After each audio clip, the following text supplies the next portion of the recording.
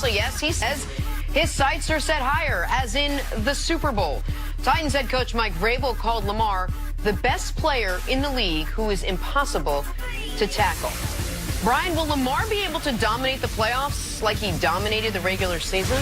Jenna, I watched all of his runs. I watched all of his games in the last couple weeks, and there was no team. And I thought San Francisco was going to be the team that had the best matchup, the best opportunity to take advantage of Lamar, hit him when he's doing the read option, when he's running the football, be able to contact the quarterback, make it hard upon him. And there was no team throughout the 16 games, he only played 15 of the season, that were able to hit and put Lamar in a bad situation continuously throughout the game. It was the ball handling. It was to really pick your poison. Do you want the run game or the physical dominant run game with Mark Ingram to run the ball down your throat? Or do you want to allow Lamar to get on the edge at that point and run the football? And if you put Lamar on the edge, there's nobody on the defensive side that's fast enough, that has the ability to break down and make a tackle on Lamar Jackson in the NFL. We've seen it all season long. He's dominated. Here's the other thing. In a week's time that these teams have to prepare for the Baltimore Ravens, it's just hard to get up to speed to figure out what they're doing with the ball handling, because there's just not very many teams in the league that are doing this. And so you kind of see it in college football where the big schools are playing Army and Navy and they're running the triple option. No one understands what's going on with those plays. Same type of thing for the Baltimore Ravens. Here's the other part. You have to pick your poison on different levels. You pick your poison in the run game with Lamar as well as Mark Ingram. Then in the secondary, you have to say, are we going to try to stop Mark Andrews and Hayden Hurst, or are we going to take the deep pass away with Hollywood Brown? And so there are so many different things that defenses have to be aware of. It cuts into their practice time. And if a team is practicing and thinking about so many different things, it's hard to be able to focus on just the quarterback. I agree with a lot of what you said, but to answer the question directly, do I expect him to dominate in the playoffs just like he did in the regular season? Absolutely not.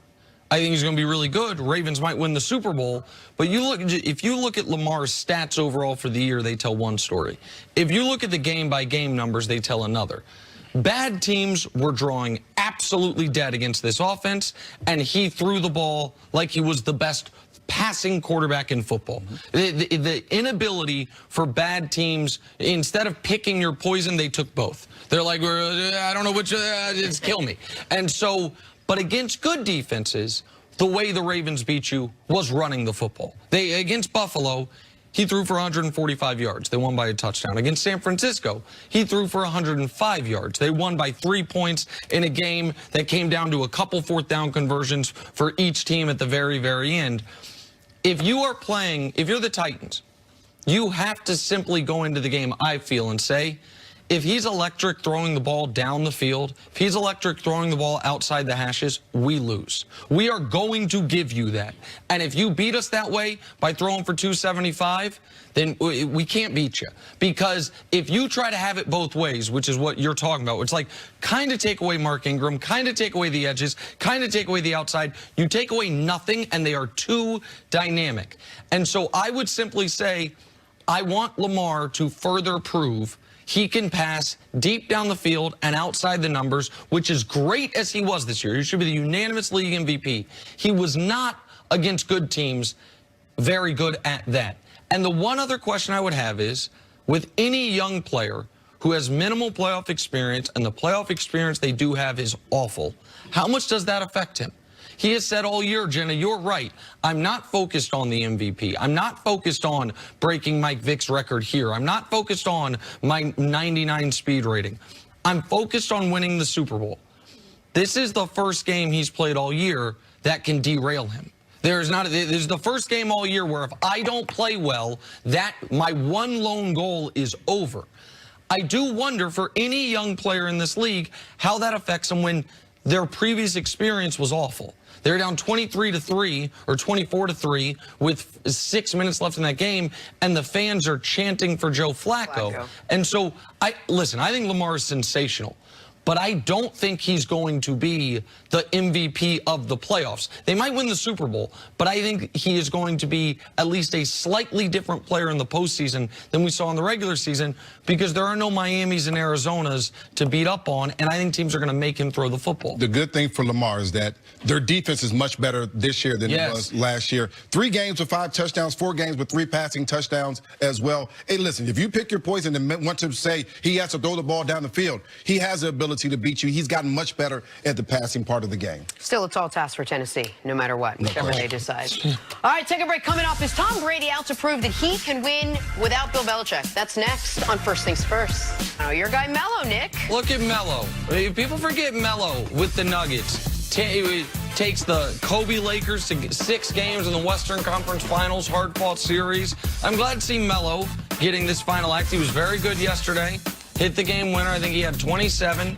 Blazers are not very good. So many times when players come back from semi-retirement, they just don't play well. Melo is the other side. He's playing great. I bet you anything Melo finishes off this season and thinks, this isn't my final act. Oh, you no. saw what I just did? I got 3 to 4 more seasons. Oh, well, he definitely is playing like a guy who should be back next year. There's But no you don't question think he about will it. be? No, I agree with you. Oh, okay. I think he, I think You got to see what those legs feel like at the end of the season for Melo. Well, the Blazers, the season might end early for the Blazers. They don't get it together. Time now for stories to start your morning. A scary moment in the Knicks-Lakers game last night. Anthony Davis coming down hard on his lower back trying to block a shot. AD would leave the game. He would not return. X-rays on the brow's back were negative, but he will miss some time. Nick, what does this mean for the Lakers? It means that over the next couple games at least, LeBron's going to have to take on a higher workload. And I understand that LeBron last night had 31 points, but if you watch the game, he got 25 of those points from the line and from 3. He was 6 of 12 from 3. The groin's still bothering him a little bit. Andy was under the weather somewhat yesterday. He doesn't have quite the same burst. So against Dallas, a team you really got to defend, you're without the league's defensive player of the year up to this point. LeBron not 100%. Probably not the greatest of news, but it looked a lot scarier than it actually was. It's a badly bruised tailbone. I expect him back in about a week. It just depends, comes down to this. How many games is he going to be out? I mean, if he's out 2 games, okay, no problem. If he's out 4 or 5 games down the road, now you're starting to say our lead in that Western Conference is maybe evaporate. Or the other part to that is LeBron's going to have to go so much harder at this point. That's the big thing. And how healthy can AD and LeBron be at the end of the season? That's all that matters for the Lakers. All right, on to the NFL. The Giants will reportedly hire Patriots wide receiver coach Joe Judge to be their next head coach. They've also requested permission to interview Jason Garrett for their open offensive coordinator position. Brian, you like these moves?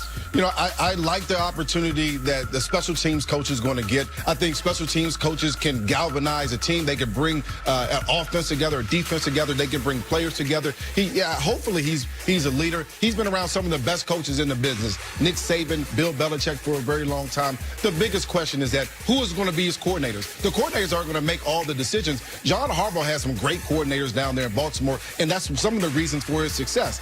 Now, Joe Judge is going to have to find those coordinators. He also is going to have a good GM to get him the right players. Well, and I don't know if he has a good GM with the New York Giants. I agree with you. I think special teams coaches are an untapped resource. I've been worried for the last 5 years that someone's going to pick away Dave Taub from Kansas City Chiefs special teams coordinator. I like the idea of what we've heard from Harbaugh's players saying he coaches the whole team rather than focused on one side of the ball. So while this is a risky hire for the Giants, I'm not ready to say it's a bad hire. And the pedigree of Saban and Belichick, you learn from literally the 2 best ever.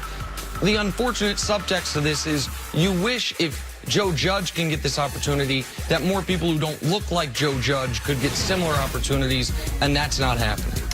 All right, moving on, the Carolina Panthers have also found their next head coach, signing Baylor's Matt Rule to a 7-year deal worth up to $70 million with incentives. It is mind-boggling. Nick, you like this hire by the Panthers? I know Dave Tepper's worth $12 billion, so I understand this is 0.005% of his net worth. I get it. But 7 years for a college coach is a lot of years. Now, you by doing that, you instantly make him the lone face of your organization, and you allow him to take the long look at things, which is smart. And what he did at Temple was spectacular. What he did at Baylor was excellent. I'm very curious to see what his relationship with Cam Newton is and whether he wants a relationship with Cam Newton. This was the guy a lot of people wanted. I did not think it was going to take $7 and $60 to get him, but that's what the Panthers ended up paying. Matt Rule just got paid, and I know Matt from his time at Temple. He's a program builder. He brings guys together. He does a great job of recruiting. Now, obviously, he won't have the same ability here in Carolina, but he also knows how to build a program. He knows how to put character and culture inside of locker room. That's exactly what they're trying to do down there in Carolina. They're trying to reface that entire franchise. David Tepper said earlier in the season, this is a process. When they fired their coach, it's a process to hire the new coach. And that 7-year contract says, oh, I'm okay with the process. These first couple years may not be the answer. However, the last 3, 4,